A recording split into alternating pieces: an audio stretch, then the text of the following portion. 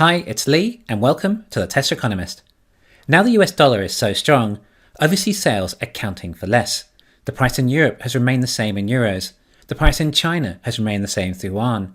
Thankfully, this is due to Tesla sourcing as many components and materials as locally as possible for such reasons as this, but also because it reduces carbon footprints of shipping goods around the world. Tesla has, or eventually will, have a large enough economies of scale to justify that for their products.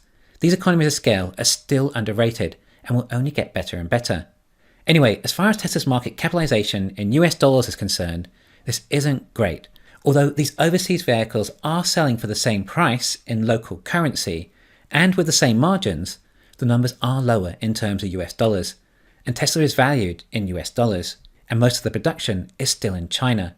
This is going to hit Tesla's revenue and profits. Yuan is down 12.5% from April, the time of this video. That could result in perhaps 5% less revenue and profit for Tesla.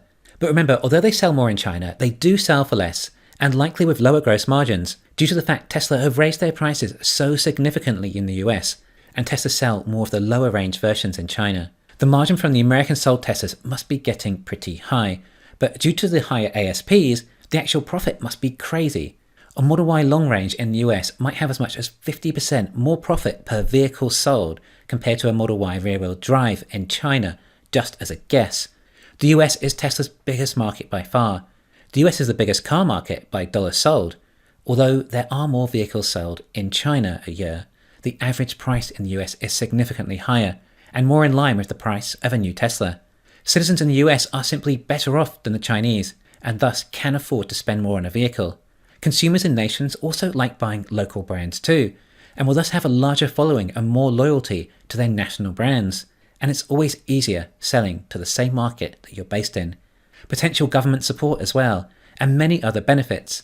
Then FSD works best in the US and gets all the latest features first. Tesla insurance is more available in America.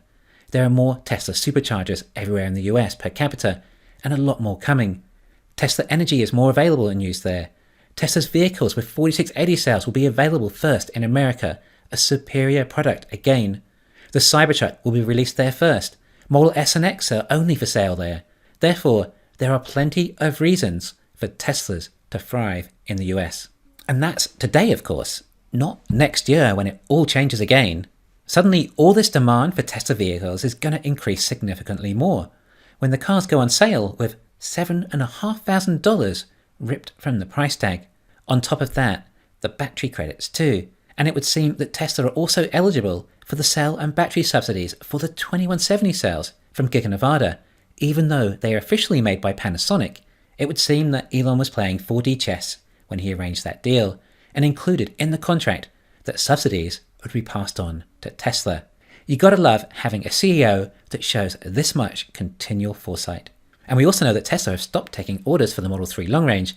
I think this will be replaced perhaps with a mid-range version instead, perhaps using a 65 kilowatt-hour battery and achieving just over 300 miles of range. This would undercut the price threshold for the tax credits for the sedan, making it eligible. They will possibly still sell the performance version too, as that's a very profitable vehicle even without tax credits. Now, this is speculative, but perhaps when they have their next factory up and running and Texas is fully ramped, then they may just cut the Model Y from Fremont completely and double down on Model 3s there, only offering 4680 versions of the Model Y. Also, bear in mind, we have additional 2170s being freed up from Tesla's energy moving over to LFP cells. Anyway, there's lots of great reasons for Tesla to absolutely thrive in the US market. But it doesn't stop there. There's no one else to compete against them. Alright, Ford has the F-150 Lightning up against the Cybertruck, but I don't think that will stop Tesla selling every Cybertruck they can make. Oh right, the Cybertruck is not going to be cheap either, yet its revolutionary new production techniques will cost a lot less than an F-150 Lightning will to produce. But Ford are not producing the F-150 in any major numbers relative to Tesla, although they have increased their target significantly from when initially launched, due to realizing just how popular electric is becoming. However, their next offering is a van, which is smart as it's not competing with Tesla just yet, whereas GM are just a total joke. Then any other electric vehicle to compete will more likely have to be imported and thus have to compete without a $7,500 tax credit. unless some start making them in the US. And I believe Nissan Leaf actually already is made in the US. So there may be some EV competitors that also do benefit from the tax credit. For the Chinese to benefit from the credit, they would have to start their own factory there, something they have no experience with, and would lose all their competitive advantages that manufacturing in China gives them. Not to mention, it would take them probably 3 years from finding a location to building a factory to ramping up to half volume production anyway. Basically, Tesla has the US market to themselves, or at least nothing that can take away their sales.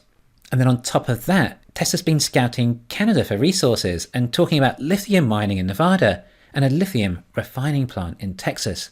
Then this new factory that feels just about 100% likely to be in Canada or the US now, which would make perfect sense. Any other factory Tesla built elsewhere is an opportunity cost on resources in a less profitable market.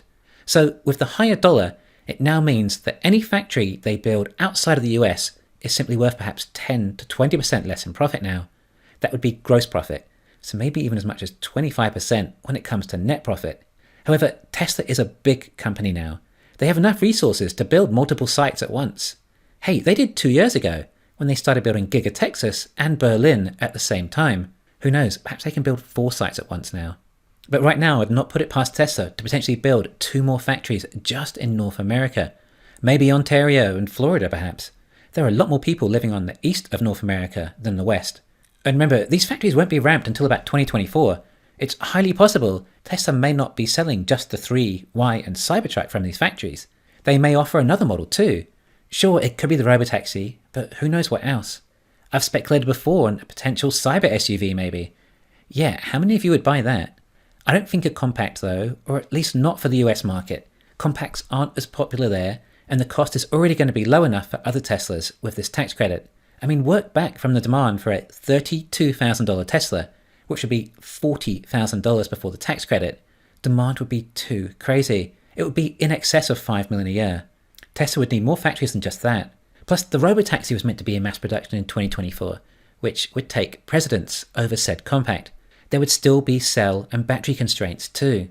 And don't forget, as soon as Robotaxis are ready, it's not just the actual Robotaxis themselves or the hardware. No, it's the software, implying that all other Teslas can also enter the fleet in something potentially as simple as an over-the-air update. So look, I understand right now the economy is in bad shape.